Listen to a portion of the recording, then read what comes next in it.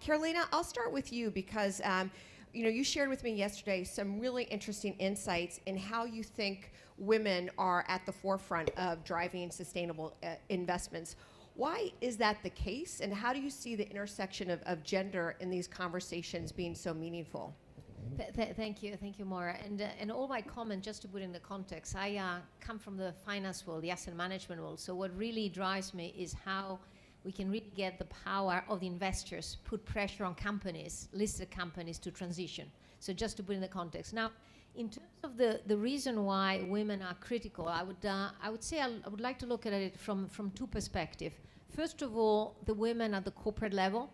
And there's a lot of evidence, and actually I work very closely with Anders and use a lot of the data that shows that the more women you have in senior position at the board, at the executive levels, the more you will see better value of the companies on ESG, but more specifically on climate, lower carbon emissions. So you can definitely see that their sensitivities to this field translates in better values.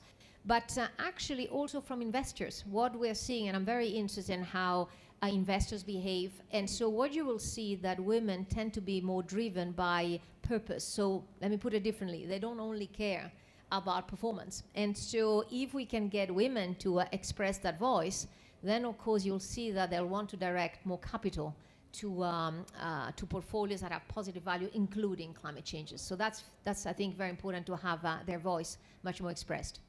And so you've talked about these really important trends that you're seeing and research, and Anders, what you do at Denominator is really interesting in the sense that you bring data and transparency to conversations of DEI. You really give context in a way that people can understand metrics, how we move things forward, and take these conversations from the abstract into really meaningful ways. How do you see this intersection in terms of investing and women within this landscape?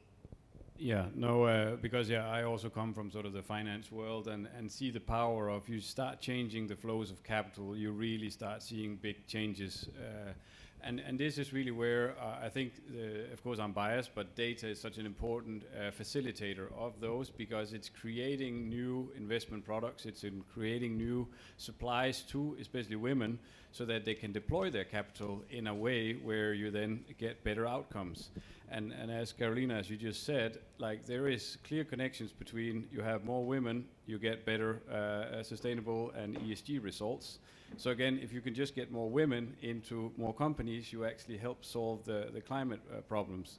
But again, one of the big factors that historically have been keeping many back has been, how do we actually deploy our money in that way? And data has been a missing piece a couple of years ago.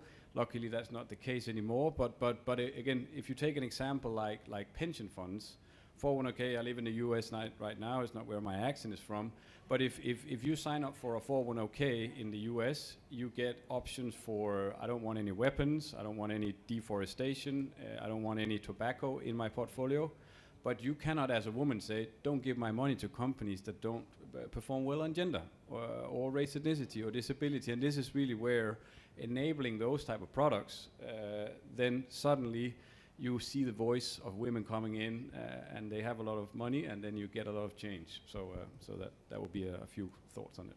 So that flow of capital really starting to change in a meaningful way, and the ability to have agency in terms of how that capital is invested and who invests that capital as well, where there's huge gender disparities on that front.